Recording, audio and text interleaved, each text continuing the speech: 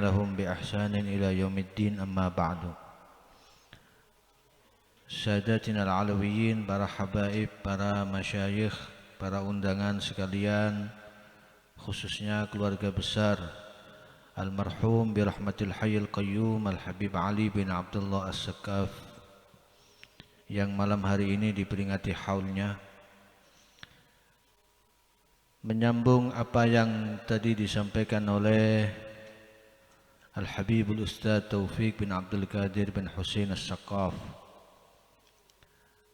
Al-Fakir ingin menyampaikan di kesempatan ini, mudah-mudahan apa yang dilakukan oleh putra-putra dari Al-Habib Ali bin Abdullah As-Sakaf tercatat sebagai amalan birrul walidain, berbakti kepada kedua orang tuanya. Dalam hadis yang diriwayatkan oleh Ibnu Majah dan Abu Dawud, pernah seorang dari Bani Salamah datang menghadap kepada Rasulullah SAW, kemudian bertanya, "Ya Rasulullah, hal baqiya li min birri abawayya syai'un ba'da mautihima?" Ya Rasulullah, apabila kedua orang tuaku telah wafat, apakah aku masih bisa berbakti kepada mereka berdua? Dijawab oleh Rasulullah SAW, qala na'am, ya, sekalipun kedua orang tuamu telah meninggal dunia, engkau masih bisa berbakti. Setelah menyebutkan iya, Rasulullah SAW kemudian menyebutkan caranya berbakti kepada orang tua yang sudah wafat. As-salatu alaihima wal istighfaru lahuma wa infadhu ahdihima wasilatur rahimil lati la tusalu illa bihima wa ikramu sadiqihima. Yang pertama, as-salatu lahuma ay du'a, yaitu doakan kedua orang tuamu yang telah wafat. Yang kedua, wal istighfaru lahuma, mohonkan ampunan dari Allah Ta'ala untuk kedua orang tuamu yang telah wafat. Yang ketiga, laksanakan janji-janjinya. Orang tuamu yang ketika hidup punya janji, punya nazar, punya apa saja yang pernah dijanjikan di saat hidupnya yang belum terlaksana, laksanakan ketika mereka sudah wafat. Kemudian yang keempat, menyambung hubungan kekerabatan orang tua, famili ayah kita, famili ibu kita, keluarganya, kerabatnya kita sambung terus, jangan sampai putus, karena itu bagian dari birrul walidain. Dan yang kelima adalah memuliakan teman-teman dekat orang tua-tua kita. Jadi ingat-ingat kalau dulu mungkin ayah kita, ibu kita punya teman-teman yang sangat dekat semasa hidupnya. Ketika mereka masih hidup, datangi mereka, muliakan mereka, memuliakan sahabat kedua orang tua. Itu adalah bagian daripada birrul walidain. Ini adalah cara kita berbakti kepada kedua orang tua kita yang telah wafat. Begitu luar biasanya birrul walidain ini.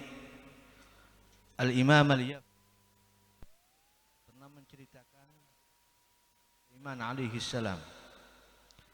Suatu saat Allah Ta'ala mewahyukan kepada Nabi Sulaiman, diperintahkan oleh Allah, wahai Sulaiman, pergilah engkau ke pinggiran laut, taro ajaban, maka kamu akan melihat sesuatu yang sangat aneh dan mengagumkan. Maka bergegaslah Nabi Sulaiman alaihissalam bersama tentaranya dari jin dan manusia, diajak semua rombongan berangkat ke pinggir laut. Sesampainya di pinggir laut itu, iltafata yaminan wa shimalan falam yajid syai'an.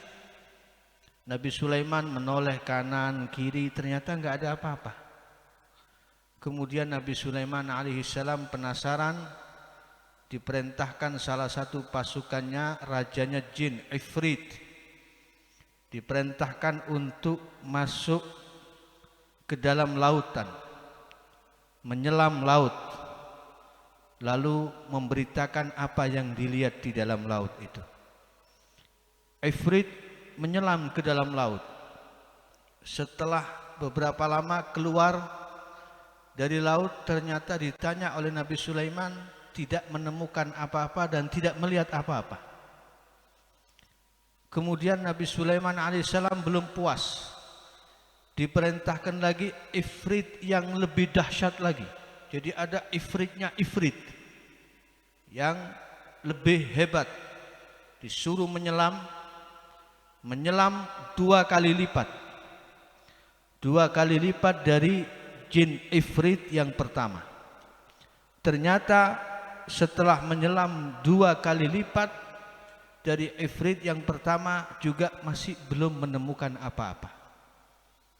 Maka Nabi Sulaiman kemudian karena belum puas memerintahkan wazirnya, menterinya Nabi Sulaiman, yaitu Asif bin Barkhiyah, yang disebutkan dalam Al-Quran, qala alladhi indahu ilmun minal kitab, yang pernah memindahkan istananya Ratu Balqis sebelum Nabi Sulaiman mengedipkan mata.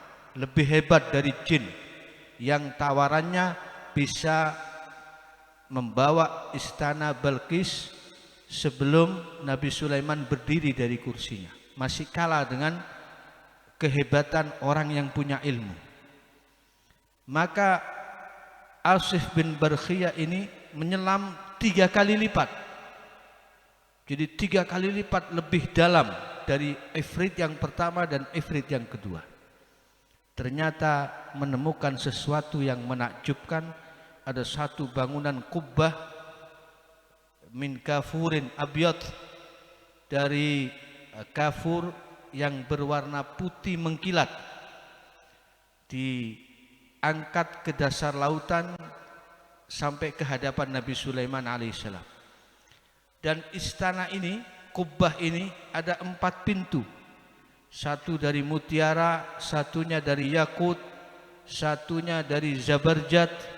4 pintu ini semuanya dari mutiara-mutiara yang luar biasa dan warnanya begitu mengkilat. Dan anehnya 4-empatnya pintu ini terbuka, dalam keadaan terbuka semua, tapi tidak ada satu tetes air pun yang masuk ke dalam bangunan itu. Padahal di dalam dasar lautan, tapi tidak ada satu tetes pun air di dalamnya. Ternyata ketika dilihat oleh Nabi Sulaiman alaihissalam dalam jarak lebih dekat, ada seorang pemuda yang indah parasnya, dia sedang berdiri, sedang sholat di dalam bangunan tersebut. Kemudian ditunggu sama Nabi Sulaiman alaihissalam. Selesai sholat ditanya, wahai pemuda, kamu manusia atau jin? Dibilang, saya manusia. Bagaimana kamu bisa berada di tempat ini, katanya. Maka dijawab oleh pemuda tersebut, wahai Nabi Sulaiman, saya ini dulu punya orang tua. Bapak saya, ayah saya itu lumpuh, muk'at. Sedangkan ibu saya matanya buta dua-duanya. Dan saya habiskan waktu saya 70 tahun berkhidmat melayani kedua orang tua saya. 70 tahun hidup berbakti kepada ayahnya yang lumpuh dan ibunya yang buta. Maka ketika ayahku mau wafat, dia berdoa, Allahumma atil hayata ibni fi ta'atik.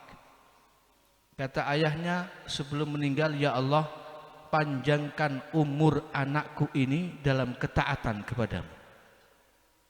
Sementara ibuku menjelang wafat juga berdoa, doanya, ya Allah, tempatkan anakku ini di sebuah tempat yang setan tidak bisa menggapai dia.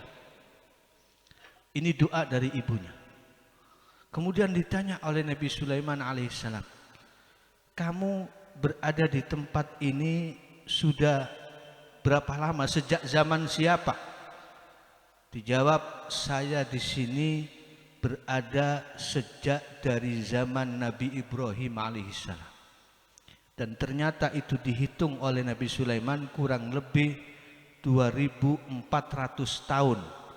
Pemuda ini hidup di dalam bangunan itu, beribadah kepada Allah Ta'ala di dalam dasar lautan yang begitu luar biasa. Ditanya sama Nabi Sulaiman, lah kamu makannya dari mana? Dibilang, setiap hari ada malaikat yang mengirimkan kepada aku makanan yang seperti burung, besarnya seperti kepala manusia, dan ketika itu aku makan, maka laparku langsung hilang, hausku langsung hilang, capekku langsung hilang, dan kesepianku langsung hilang. Kemudian ditawari oleh Nabi Sulaiman, kamu ingin saya tarik ikut dengan saya atau ingin saya kembalikan lagi?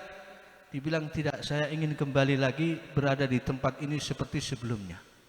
Nah, ini menunjukkan betapa birrul walidain, berbakti kepada orang tua, itu bisa mendatangkan karamah, mendatangkan kemuliaan bagi anak-anaknya. Maka mudah-mudahan insya Allah putra-putra dari almarhum Al-Habib Ali bin Abdullah As-Segaf dan ibunya, mudah-mudahan malam hari ini dengan acara yang dibuat seperti ini mengundang kita semua, dicatat sebagai amalan birrul walidain. Dan birrul walidain ini kata ulama, dinun wa dainun. Birrul walidain adalah urusan agama sekaligus utang piutang. Kenapa disebut utang piutang? Karena ada hadis Nabi sallallahu alaihi wasallam bersabda, birru abaakum tabirrakum abnaukum. Berbaktilah kepada orang-orang tuamu, maka kelak anak-anakmu akan berbakti kepadamu. Mudah-mudahan orang-orang tua kita khususnya yang dihauli pada malam hari ini insya Allah berbahagia dengan anak-anaknya. Kita dijadikan anak-anak yang berbakti kepada kedua orang tua kita, berpegang teguh dengan ajaran orang-orang tua kita dan leluhur kita, dan insya Allah Allah panjangkan umur kita. Dan Allah Ta'ala tidak akan mengambil nyawa kita kecuali sampai kita menyaksikan baktinya anak-anak kita kepada kita. Amin ya rabbal alamin. Wa hadza wal 'afwu minkum. Wassalamualaikum warahmatullahi wabarakatuh.